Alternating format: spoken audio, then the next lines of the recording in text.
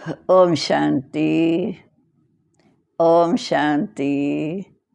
Om Shanti. Good morning. आज हम सुनते हैं 12/4/22 के अनमोल मधुरमा वाक्य। आज मंगलवार। प्यारे बाबा हमारी सब मनोकामना पूर्ण करते हैं। बाबा कहते, बच्चे तुम दुख करता सुख करता बाप के बच्चे हो। तुम्हें मनसा वाचा कर्मणा किसी को दुख नहीं देना। फिर बाबा ने कहा, तुम्हारे मुख से रतन निकलने चाहिए, क्योंकि तुम्हारा जीवन हीरे तुल्य बन रहा है। ऐसा शब्द ना निकले जिससे किसी को दुख मिले। हर एक को सुख देना है, सुख देना है, दुआएं लेनी है, क्योंकि बाप की श्रीमत है। तुम दुख हरता सुख करता बाप के बच्चे हो। तुम्हें सबके दुख हर कर सुख देना, क्योंकि बाबा ने कहा, मनसा वाचा कर्मणा किसी को भी दुख नहीं देना, सुख देना है। जिस दुनिया में जा रहे हो उसका नाम है स्वर्ग, पैराडाइज, वैकुंठ, जहाँ पर श्री लक्ष्मी नारायण का राज्य है, जो 16 कला संपूर्ण निर्विकारी हैं। ऐसी दुनिया में चलना है तो हमें सुखदाता बनना है। सुखदाता बाप के बच्चे बनना है। फिर बाबा ने कहा कि लक्ष्मी नारायण की राजधानी में ज़रूर बाकी भी तो इतने ही होंगे, जो प्रजा होगी वो भी ऐसी सुखदायी होगी। तभी से हमें वो संस्कार भरने हैं, क्योंकि इसके वहाँ पर तो दुख का नाम निशान नहीं रहता, सुख ही है। इसलिए बाबा ही हमको स्वयं पढ़ाते हैं, वो है दुख हरता सुख करता। इस समय बाबा कहते हर एक को सुख दो, अगर स्वर्ग का मालिक बनना है तो। एरोप्लेन, मोटर, साइंस में देखो क्या क्या बना पड़ा है। यहाँ साइंस भी तुम्हारे कितने काम आती है। साइंस की सब चीज़ें अभी तो विनाश की तैयारी है, लेकिन आज बाद में तुम्हारे ही काम आएगी। सतयुग में तो साइंस भी सुखदायी हो जाएगी। बाकी ऐसा नहीं है कि स्वर्ग कोई नीचे चला गया फिर निकलेगा। नीचे जो चीज़ आती है वो ख़त्म हो जाती है। बाप तो आकर पुरानी दुनिया को नया बनाते हैं, एक एक के ऊपर मेहनत करते हैं। धर्म स्थापक आते हैं, धर्म की आत्मा ऊपर से आती हैं। फिर उसके बाद वो मेहनत नहीं करते। उनको ये नहीं पता कि ये कृष्ण धर्म कब स्थापन हुआ, किसके द्वारा हुआ। ये सब इस भागवत गीता से निकले शास्त्र हैं। बाप इस संगम समय पर हमें ज्ञान देते हैं, जिसका द्वापर युग में शास्त्र बनता है। तो द्वापर युग से जितने शास्त्र बनते हैं वो पढ़ते पढ़ते भक्ति करते करते हम नीचे आए हैं। अब बाप को आना पड़ा जब हम एकदम गिरती कला में आ गए। तब बाप आकर नई दुनिया में ले चलने के लिए हमें ये नया ज्ञान दे रहे हैं, जिसमें हम फिर मनुष्य देवता बन रहे हैं।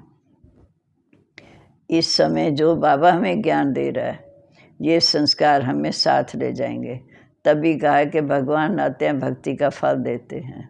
आज जो हमें भगवान आकर ज्ञान दे रहा है, जिस ज्ञान से हम फिर इस ज्ञान का फल सतयुग में वैकुंठ की बादशाही लेंगे। अब हम सुनते हैं आज के मधुरमा वाक्य। बाबा कहते, मीठे बच्चे, तुम दुख हरता सुख करता बाप के बच्चे हो। तुम्हें मनसा वाचा कर्मणा किसी को भी दुख नहीं देना है, सबको सुख दो। प्रश्न है, तुम बच्चे मनुष्य देवता बनते हो, इसलिए तुम्हारी मुख्य धारणा क्या होनी चाहिए? तुम बच्चे मनुष्य देवता बनते हो, इसलिए तुम्हारी मुख्य धारणा क्या होनी चाहिए? उत्तर है, तुम्हारे मुख से जो भी बोल निकले वह एक एक बोल मनुष्यों को हीरे जैसा बना दे। इसके लिए तुम्हें बहुत मीठा बनना है, सबको सुख देना है, किसी को भी दुख देने का ख्याल ना आए। तुम अभी ऐसे सतयुगी स्वर्ग की दुनिया में जाते हो जहाँ पर सुख ही सुख है, दुख का नाम निशान नहीं। तो तुम्हें बाप की श्रीमत मिली है कि मीठे बच्चे, बाप समान दुख हरता सुख करता बनो। तुम्हारा धंधा है सबके दुख हर कर उन्हें सुख देना। गीत है, इस पाप की दुनिया से हमें कहीं और ले चल, जहाँ सुख और चैन हो। बाबा कहते, बच्चों ने गीत सुना, अब बच्चे जानते हैं कि पुरुषार्थ करते हैं ऐसी दुनिया में जाने के लिए, जहाँ कभी कोई किसी को दुख नहीं देता। इसलिए उसका नाम है स्वर्ग, पैराडाइज, वैकुंठ। बराबर वहाँ के मालिक श्री लक्ष्मी नारायण हैं। उनका यादगार चित्र भी दिखाते हैं। लक्ष्मी नारायण का चित्र है तो इससे सिद्ध है कि वो सारी राजधानी ऐसे ही देवी देवताओं की होगी। भारत में ये स्वर्ग के मालिक थे जहाँ दुख का नाम निशान नहीं था। बाप भी कभी किसी को दुख नहीं देते। उनका नाम बाला है, दुख हरता सुख करता। वो बैठ तुम बच्चों को पढ़ाते हैं। इसलिए बाबा कहते बच्चे हर एक इस दुनिया में मनसा वाचा कर्मणा, हर एक को सुख दो। वह मनसा वाचा कर्मणा सब सुख देने वाले हैं सतयुग में। परमपिता परमात्मा के सिवाय कोई भी स्वर्ग का मालिक बना नहीं सकता। बराबर वहाँ स्वर्ग था जहाँ देखो साइंस से क्या क्या बनता रहता। एरोप्लेन, मोटरें, महल आदि कैसे बन जाते हैं। वहाँ तो साइंस सभी काम में आती है। ऐसे नहीं कि ज़मीन से कोई वैकुंठ निकल आएगा। जैसे दिखाते हैं द्वारका समुंदर के नीचे चली गई। जो समुंदर के नीचे जाएगी वह तो गल कर ख़त्म हो जाएगी। नए सिर सब कुछ बनना है। तो बाप से जबकि हम बादशाही प्राप्त कर रहे हैं तो बाबा कहते मनसा वाचा कर्मणा, सबके प्रति सुख देने के ख्याल हों। मनसा तूफान आएंगे, बाकी दिल में कभी किसी के दुख देने का ख्याल ना आए। वो है बाप से हम वो शास्त्रवादी हमें बाप से बेमुख करते हैं। भक्ति मार्ग में ड्रामा है। ये भी ड्रामा को कोई जानता नहीं। वह लोग समझते हैं हम शास्त्र आदि सुनाते हैं, जब तब आदि करते हैं जिससे मनुष्यों को मुक्ति, जीवन मुक्ति मिले। अनेक प्रकार के रास्ते बताते हैं। भक्ति करते हैं द्वापर युग से। अब आप कहते मैं आया हूँ। हम भी कहते हैं जब भक्ति का अंत होगा तब भगवान आते हैं, आकर हमें भक्ति का फल देते हैं, अर्थात हमें ज्ञान देते हैं जिस ज्ञान से सद्गति होती। ये तो बच्चे जानते हो, प्राचीन ज्ञान और योग से भारत स्वर्ग बना था। ये तुम बच्चे जानते हो, प्राचीन ज्ञान और योग से भारत स्वर्ग बना था। ज़रूर भारत ही सिखाएगा, भगवान ही सिखाएगा। मनुष्य तो राजयोग सिखा ना सके। भगवान ने जो सहज राजयोग सिखाया था उनका फिर बाद में शास्त्र बना। यहाँ तो भगवान खुद बैठ नॉलेज देते हैं।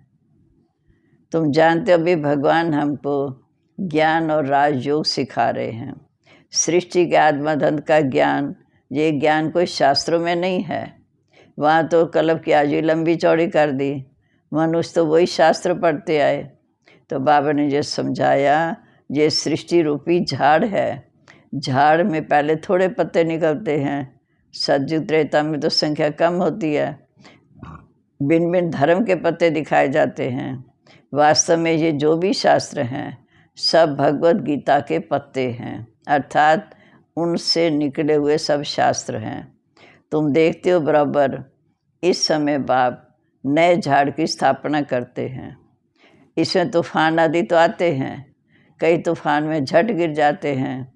तुम जानते हो अभी हमारा दैवी झाड़ की स्थापना हो रही है।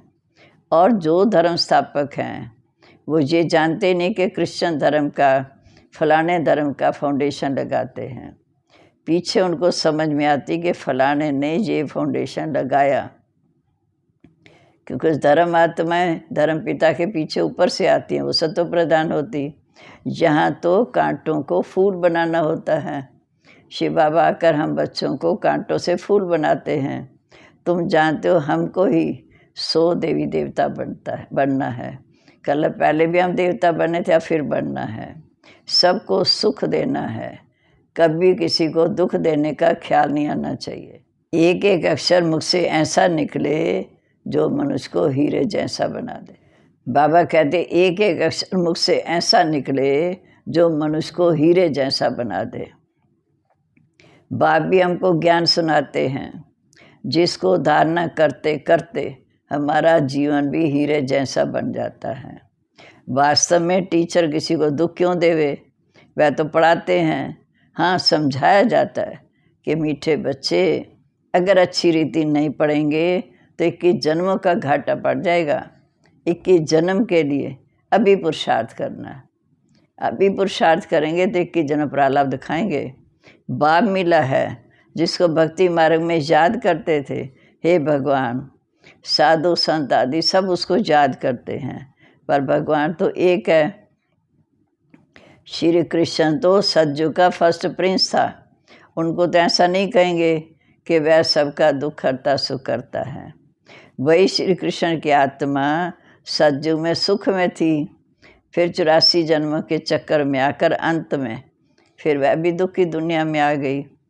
पर भगवान को ऐसा नहीं कह सकते, वो तो जन्म मरण के चक्कर से न्यारा है, वह तो सुख दुख से न्यारा है। उनको मनुष्य का तन तो है नहीं। बाप जो स्थापना करते हैं नई दुनिया की, वहाँ तो सुख ही सुख है। तब गाया जाता है उनके लिए कि दुख हरता सुख करता। तुम बच्चे जानते हो कि हम रावण के राज्य में आधा कल्प दुखी थे, जिसको सन्यासी कांगविष्ठा समान सुख समझते हैं। लेकिन कोई पवित्र प्रवृत्ति मार्ग भी होगा। अगर आज की दुनिया का वो दुख समझते हैं, सुख कांगविष्ठा समान समझते हैं, तो बाबा कहते कि प्रवृत्ति मार्ग भी ऐसा होगा जहाँ कोई भी विकार नहीं होगा। बराबर वो सतयुग था, उसका नाम है स्वर्ग। जब घर गृहस्थ में रहते पवित्र थे, वो है ही पवित्र मार्ग। स्वर्ग फिर पतित बनते हैं तो उनको कहा जाता है नरक, भ्रष्टाचारी। ये दुख सुख का खेल है। सन्यासी सन्यास करते हैं, वो है निवृत्ति मार्ग। सतयुग में था प्रवृत्ति मार्ग, वो शिवालय था। देवी देवताएं लक्ष्मी नारायण आदि के जड़ चित्रों में भी देखो कैसे ताज तख्त से सजे हुए हैं। ये भारत ही है जिसमें राजा रानी दैवी संप्रदाय थे, और कोई धर्म में ऐसा नहीं। भर राजाएं तो हुए हैं, परंतु डबल ताज नहीं। सतयुग में तो शुरू से ही रजाई दिखाते हैं, आदि सनातन डबल ताजधारी। वह धर्म कैसे स्थापन हुआ, ये सब बातें तुम बच्चे अभी जान गए हो। शिव बाबा की श्रीमत से दुख हरता सुख करता बनते हो। तुम्हारा धंधा ये है, जो सबका दुख हर कर सबको सुख देना। अगर तुम भी किसी को दुख देंगे तो कौन कहेगा ये दुख हरता सुख करता बाप की संतान है। कितना बाबा हमें सावधान कर रहे हैं। अगर तुम ही किसी को दुख देंगे तो कौन कहेगा कि दुख हरता सुख करता बाप की संतान है। पहले मनसा में ख्याल आते हैं, फिर एक्ट में आते हैं। तुम बच्चों को तो अति मीठा बनना है, स्वभाव बहुत मीठा बनाना है। भगवान पढ़ाते हैं, जब तक तुम्हारी चलन दैवी नहीं होगी तो मनुष्य तुम पर कैसे विश्वास करेंगे। गीता में लिखा है भगवान उवाच, मैं आया हूँ तुम्हें नर से नारायण बनाता हूँ। तो भगवान भी कब आएगा, जब कलयुग जानने वाला सतयुग आने वाला। बीच के समय को संगम युग कहते हैं। भगवान उवाच, मैं इस संगम पर आकर तुम्हें राजयोग सिखाता हूँ। तो जरूर जब सतयुगी दुनिया की स्थापना होगी तो पुरानी दुनिया का विनाश भी होगा। ये काम कोई कृष्ण तो कर नहीं सकते। बाप कहते हैं, तुम मेरे समझू सियाने बच्चे हो, तुम ही विश्व पर राज करते थे। अब बाबा तुमको ही आकर देही अभिमानी बनाते हैं। अब अपने को आत्मा समझो। मुक्ति धाम में सबको अशरीरी बनाए भेज देते हैं। यहाँ कर तुमने ये शरीर धारण किया है। शरीर धारण करते करते अब तुमको देह अभिमान पक्का हो गया। अब फिर बाप कहते हैं, अपने को आत्मा समझो। मुझ आत्मा ने 84 जन्मों का पाठ बुझाया, अब ये अंतिम जन्म है। ऐसे ऐसे अपने साथ बातें करो। बाप कहते, अभी तुम देही अभिमानी बनो, वापिस लौटना है, फिर तुम स्वर्ग में आएंगे। अभी तुम मेरे द्वारा ही स्वर्ग की बादशाही लेने की मेहनत कर रहे हो। अभी तुम मेरे द्वारा ही स्वर्ग की बादशाही लेने की मेहनत कर रहे हो। कहते भी हो कि भ्रिकुटी के बीच में चमकता जब सितारा, परंतु आत्मा किसकी संतान है ये कोई नहीं जानता। मैं आत्मा शरीर के द्वारा पाठ बजा रही हूँ, इस पुतले को नचाती हूँ। अर्थात आत्मा शरीर के द्वारा शरीर के द्वारा नचाती है। कठपुतलियों का डांस होता है ना, वह दूसरे बैठ डांस कराते हैं। पहले पहले तो देही अभिमानी बनना है। बाप जो कुछ समझाते हैं उनको अपने जीवन में धारण करना है। प्रदर्शनी में पहले पहले बाप का परिचय समझाना है कि ये सबका बाप है, वह निराकार है। दूसरा प्रजापिता ब्रह्मा है। 2 बाप हो गए। तुम जानते हो लौकिक बाप भी है, परलौकिक बाप भी है। लौकिक बाप हद का, परलौकिक बाप बेहद का। अब नई रचना रच रहे हैं। हम वर्षा शिव बाबा से लेते हैं। ऐसी ऐसी अपने साथ बातें करो, पक्का करो कि मुझे देही अभिमानी बनना है। हम शिव बाबा के पास हम आत्माएं पढ़ती हैं। परमपिता परमात्मा निराकार है, साकार है प्रजापिता ब्रह्मा। अब तुम हो प्रजापिता ब्रह्मा की मुख वंशावली संतान। तुम हो प्रजापिता ब्रह्मा की मुख वंशावली संतान। तुम होगे नई रचना ब्राह्मण। वह है पुरानी जिस्मानी ब्राह्मण। वह किसको यात्रा कराते हैं और तुम रूहानी यात्रा करते हो। तुम बच्चे अभी शिव बाबा की श्रेष्ठ मत प्रचार श्रेष्ठ बन रहे हो। यह है ईश्वरी मिशन। बाप आते हैं भ्रष्टाचारी को श्रेष्ठाचारी बनाने। मनुष्य तो बना न सके। वास्तव में सच्ची सच्ची सदाचार सम्मति तुम्हारी है। तुम्हारा लीडर देखो कौन है। बाप कहते मैं राजयोग सिखाकर पावन बनाकर तुम्हें साथ ले जाऊंगा। ये है पुरुषोत्तम संगम युग। अभी मनुष्य देवता बनाता हूँ। तुम जानते हो हम शूद्र से ब्राह्मण अभी बन रहे हैं, क्योंकि ब्राह्मण है सबसे ऊंची चोटी। ब्रह्मा में जो प्रवेश करते हैं, शिव बाबा जो ब्रह्मा तन में प्रवेश करते हैं, उनको इन आँखों से देख भी नहीं सकते। बाकी तो सबको देखते हैं, बुद्धि से जानते हैं कि निराकार बाप हमको पढ़ा रहे हैं। ब्रह्मा को तो ब्राह्मण जान चाहिए, सूक्ष्म वतन में तो हो ना सके, अडाप्ट करते हैं। व्यक्त ब्रह्मा ही सो अव्यक्त ब्रह्मा बनते हैं। यही प्रजापिता ब्रह्मा जो इस समय साकार में है, ये संपूर्ण स्थिति प्राप्त होती है तो अव्यक्त ब्रह्मा बनते हैं। ये बड़ी समझने की बातें हैं। पहले पहले लक्ष्य को समझ लिया, फिर वह कहाँ भी बैठ पढ़ सकते हो, पढ़ाई कर सकते हो। मुरली रोज़ाना ज़रूर पढ़नी है। एक दिन भी मिस होने से बड़ा घाटा पड़ जाएगा। मुरली रोज़ाना ज़रूर पढ़नी है। एक दिन भी मिस करने से बहुत घाटा पड़ जाएगा, क्योंकि पॉइंट्स बड़ी गुइये हीरे रतन निकलते हैं। कोई फर्स्ट क्लास रतन निकला हो और आपने मिस कर दिया हो तो घाटा पड़ जाएगा। रेगुलर स्टूडेंट बड़े एक्यूरेट होते हैं। अच्छी रीति पुरुषार्थ नहीं करेंगे तो उच्च पद नहीं पा सकेंगे। ये तो बहुत ऊंची पढ़ाई है। अच्छा, मीठे मीठे सिक्के लद्दे बच्चों प्रेत माता पिता बाप दादा का याद प्यार। Good morning. रूहानी बाप की रूहानी बच्चों को नमस्ते। रूहानी बच्चों की रूहानी बाप दादा को नमस्ते। नमस्ते बाबा, गुड मॉर्निंग। शुक्रिया बाबा, शुक्रिया। कितना मैं पंक्चुअल, रेगुलर और मुरली का विशेषताओं के ऊपर अटेंशन खिंचवाया। अब है धारणा के लिए मुख्य सार। बाबा कहते पहली पॉइंट, मैं आत्मा इस शरीर रूपी पुतले को नचा रही हूँ। मैं इससे अलग हूँ। शरीर अलग, मैं आत्मा अलग।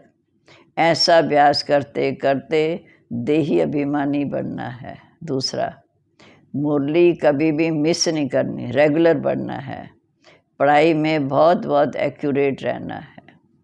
अब आज का वरदान, माया और प्रकृति की हलचल से सदा सेफ रहने वाले दिलाराम के दिल तख्त नशीन भव।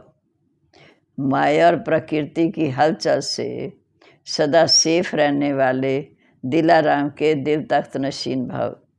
सदा सेफ रहने का स्थान दिलाराम बाप का दिल तख्त है। सदा इसी समृद्धि में रहो कि हमारा ही ये श्रेष्ठ भाग्य है जो भगवान के दिल तख्त नशीन बन गए। जो परमात्म दिल समाया हुआ अर्थात दिल तख्त नशीन है वह सदा सेफ है। माया व प्रकृति के तूफान उसे हिला नहीं सकते, क्योंकि जो बाबा के दिल में समाये हैं वो सेफ हैं। माया या प्रकृति के तूफान उसे हिला नहीं सकते। ऐसे अचल रहने वालों का यादगार अचल घर है, चंचल घर नहीं। इसलिए स्मृति रहे कि हम अनेक बार अचल बने हैं और अभी भी अचल हैं। स्लोगन है, ज्ञान स्वरूप प्रेम स्वरूप बनना ही शिक्षाओं को स्वरूप में लाना है। ज्ञान स्वरूप प्रेम स्वरूप बनना ही शिक्षाओं को स्वरूप में लाना है। ओम शांति। अब बाबा की पॉइंट्स को अच्छी रीति रिवाइज करेंगे, फिर बाबा को बड़े प्यार से याद करेंगे, बाबा का शुक्रिया करेंगे, कितनी अच्छी हमें पढ़ाई पढ़ा कर देवता बनाते हैं।